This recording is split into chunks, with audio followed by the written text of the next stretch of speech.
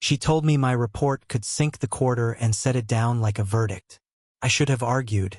Instead, I watched the woman everyone feared tap the page with a steady finger, and my hands shook. Not from the risk to my job, but from wanting to know the person behind that unblinking gaze. That was when I saw it. A hairline crack in the glass around her heart, visible only when the light hit just right. My name is Ethan Cole. I'm 29, a senior analyst with a dented thermos and shirts ironed on Sunday nights. I rent a small apartment near the river, run before dawn, and keep my head down.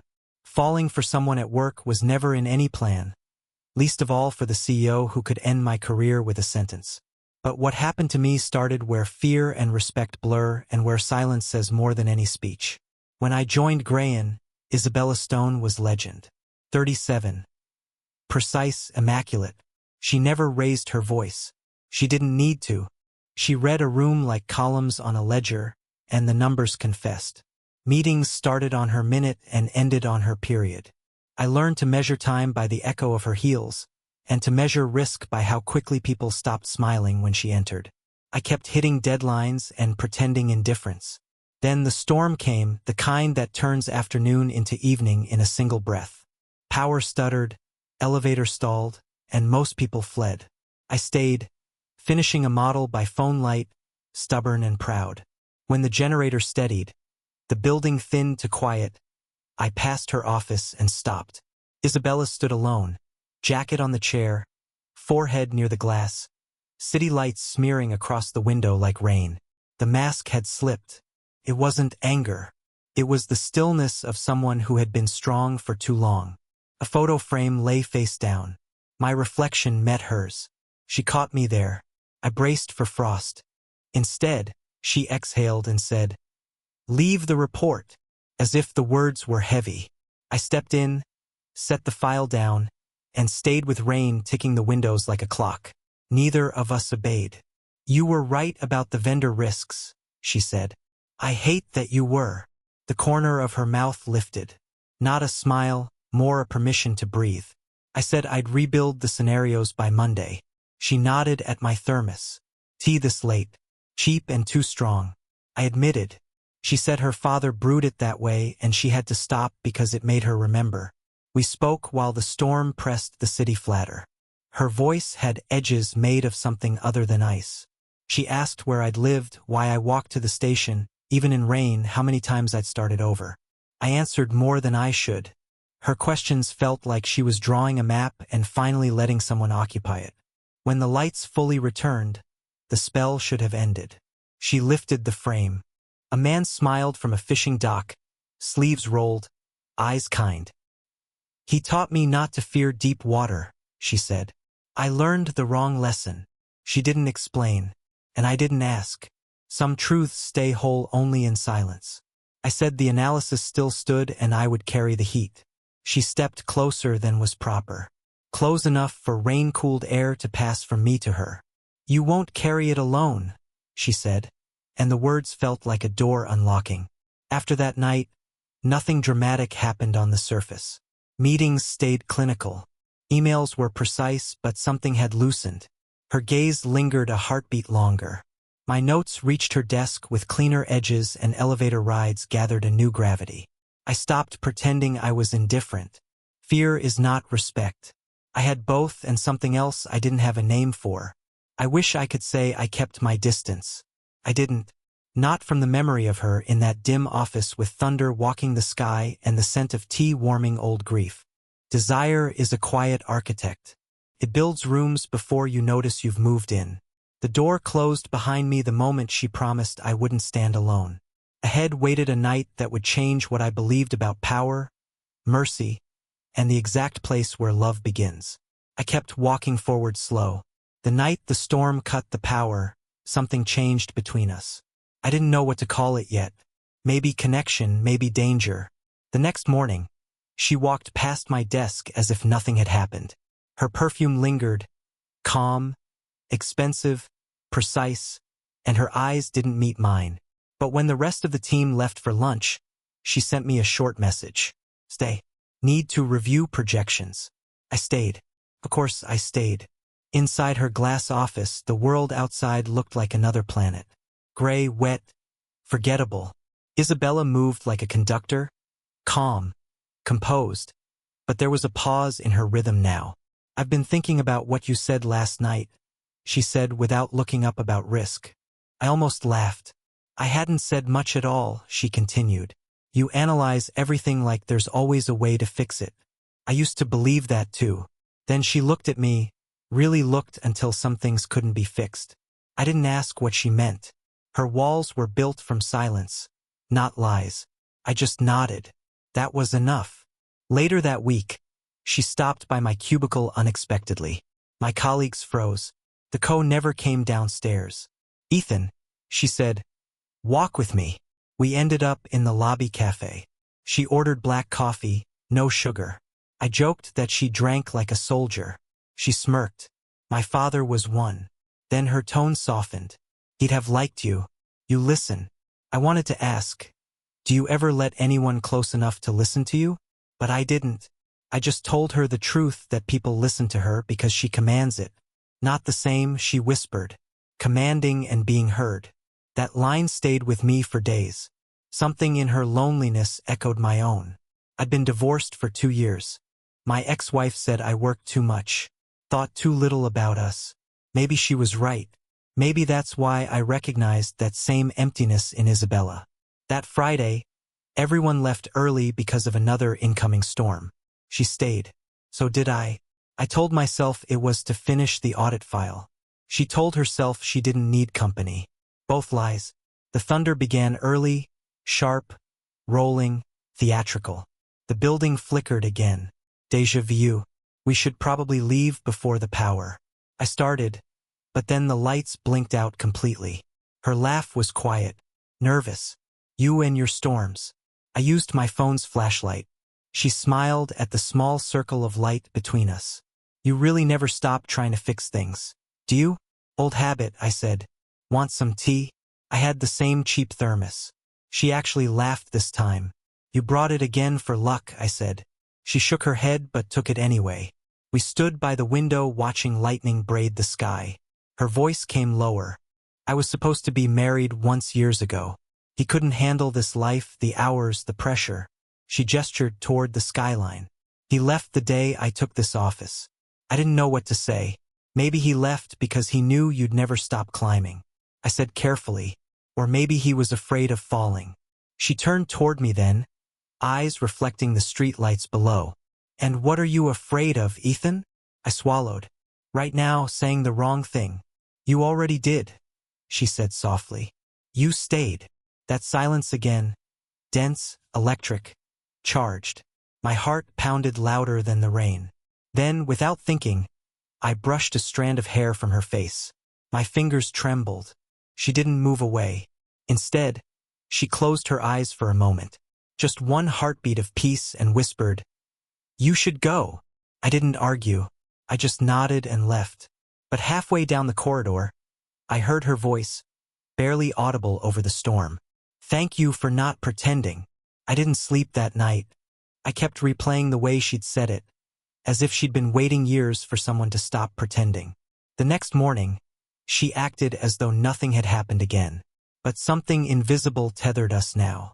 She'd glance up during meetings, her expression unreadable. When I spoke, she listened longer than she needed to. And once, as I handed her a report, her fingers brushed mine. Intentionally or not, I'll never know. That touch carried more warmth than a 100 office lights ever could. I knew the rules. No one breaks them and keeps their job. But some part of me had already crossed the line the night she said thank you. I was falling. Not fast, not recklessly. Just enough to know there'd be no going back. The gala night was supposed to be routine. Numbers, sponsors, polite applause. For me, it was torture in a suit. For her, it was another battlefield in heels. Isabella had asked me to accompany her for data support, she said, but we both knew that wasn't the whole reason. The moment she stepped out of the car, silence followed. A scarlet dress, elegant and precise. No jewelry except a thin silver chain. She didn't need anything else. The crowd parted as if the air itself respected her. And there I was, her assistant, her analyst, her secret. She turned slightly toward me before we entered. "You'll stay close, right?" she murmured. I nodded. "Always." Inside, the ballroom glittered with a kind of cold luxury. Champagne, ambition, gossip disguised as laughter. I tried to blend in, but I could feel eyes on us, especially his. James Carter, the company's former partner and now competitor, the kind of man who smiles only to measure weakness. "So, this is your new prodigy?" he said to Isabella loud enough for everyone nearby to hear. "Bit young, isn't he?" My throat tightened. But before I could respond, Isabella's tone turned to ice.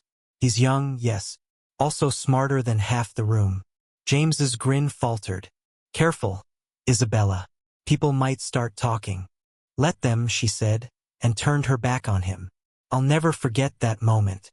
Her standing there calm and unflinching, defending me not as her employee, but as something more. When the speeches began, I caught her glancing at me once, twice. Then she looked away too fast. I couldn't decide if it was nerves or something deeper. After dinner, rain started again, the kind that beats against the windows and makes the world feel smaller. The event wrapped slowly, people drifting toward the exit. She lingered. "Let me drive you home," she said, almost as an afterthought. The car ride was quiet. City lights smeared across the windshield like ghosts.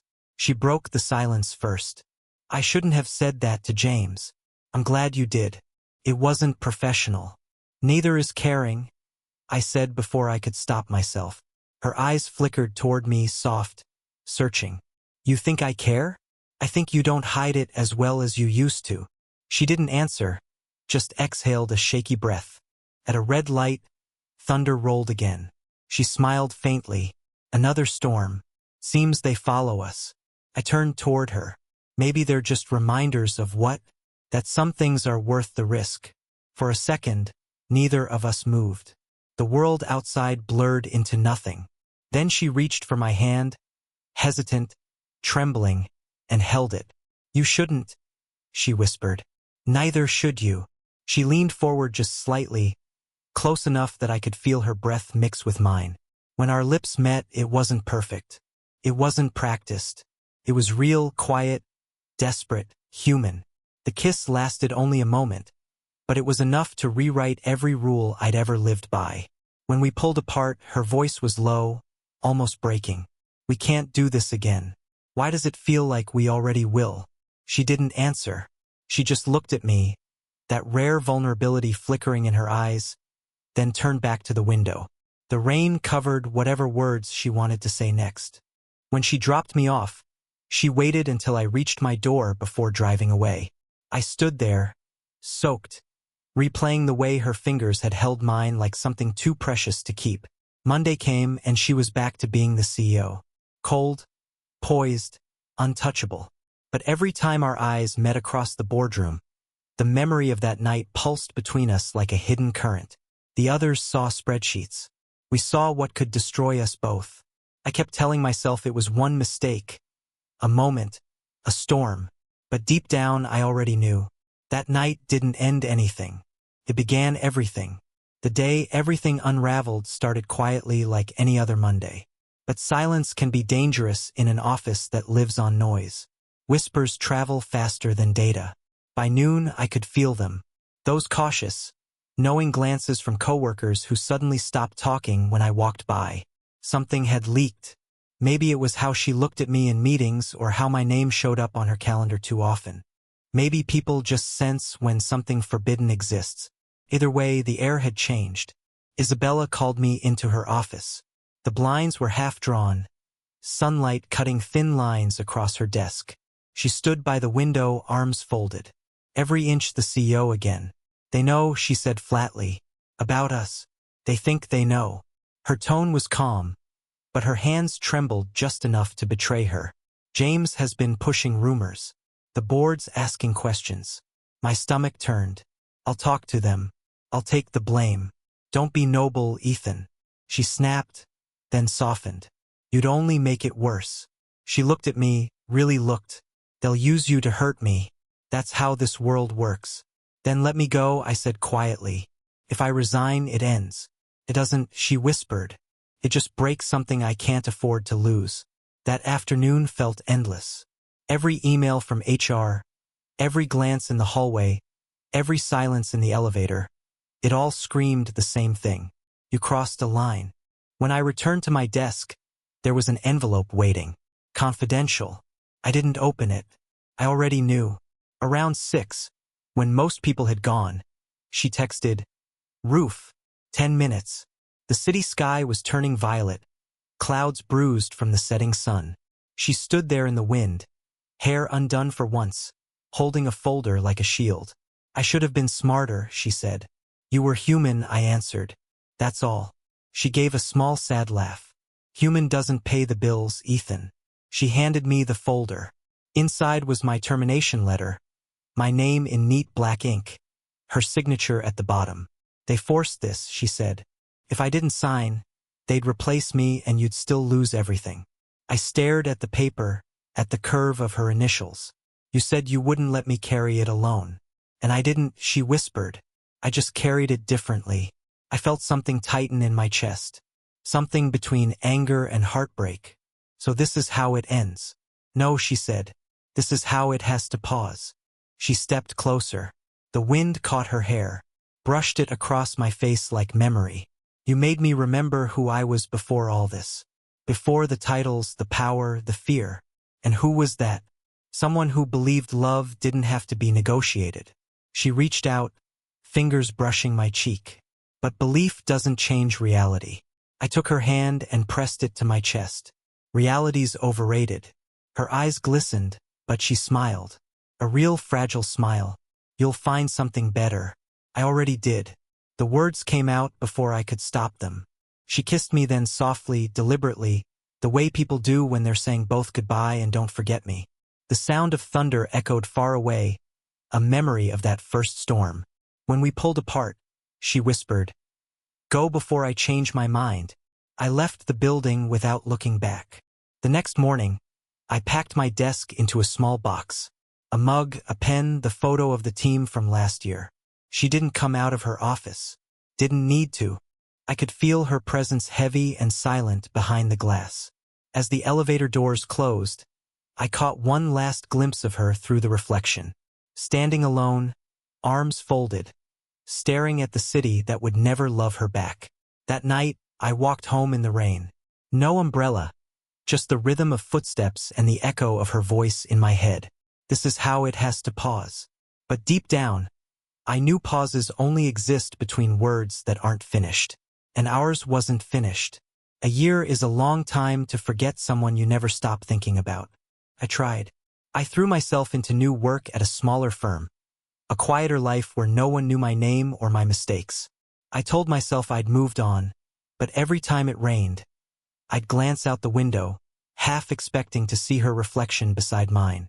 It never came until one evening in late autumn. I was clearing old emails when I found a message with no subject line and no signature, just a single sentence. "The tea you left still smells like you." My heart stopped. There was no doubt who wrote it. The next morning, I took the earliest train back to the city. I didn't have a plan, just a feeling that if I didn't follow it now, I never would. The office building we once shared had changed names. Her name was gone from the directory. For a moment, I thought I was too late. Then I saw her through the window of a small cafe across the street, sitting alone, reading. She looked different, softer, no tailored suit, no mask of control, just a gray sweater, hair loose around her shoulders, glasses slightly crooked.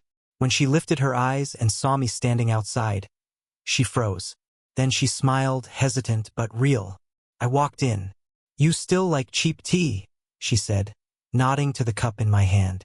"You still remember?" I replied. She laughed quietly. "Some things don't get erased by promotions." We sat across from each other, unsure where to start. I finally asked, "What happened to Gray Line?" "I sold it," she said simply. The board wanted a cleaner image. I gave them one. There was no bitterness in her tone, only calm.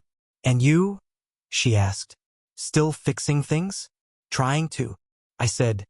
"Still failing sometimes?" She nodded. Good. Means you're still human. For a while, we just watched people pass by the window. Students, couples, strangers with their own unfinished stories. The silence between us wasn't heavy anymore. Felt like a place we'd both return to after a long trip. You wrote that email, I said. Why? She smiled faintly. Because I missed the way you listened. Then softer. And because I thought maybe it was time to stop pretending. My pulse quickened. Pretending what? That I didn't love you. The words were quiet but certain. Like a truth rehearsed too long. I reached across the table, covering her hand with mine. I never stopped, I said. She blinked, and for a moment, I saw the same woman from that first storm. The one who'd finally let someone see her without armor.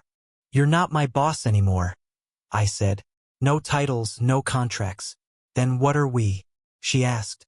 Whatever we decide to be. She looked at our hands. Then back at me. And if I decide I still want forever, then I'll sign that one, I said. Her laugh was half tear, half relief. She stood, moved beside me, and I pulled her into an embrace. The city outside blurred into golden gray. The same mix of chaos and calm that had always surrounded us. She whispered against my shoulder. You know, I never learned how to stop working. Good, I said. Love's a full-time job. When we finally pulled apart, her eyes were shining. I used to think success meant never needing anyone. Now I know it means finding the one person you can't do without. We stepped outside together, the wind carrying the scent of rain that hadn't started yet. She took my hand, no hesitation this time. So this, she said, squeezing lightly, is how the pause ends.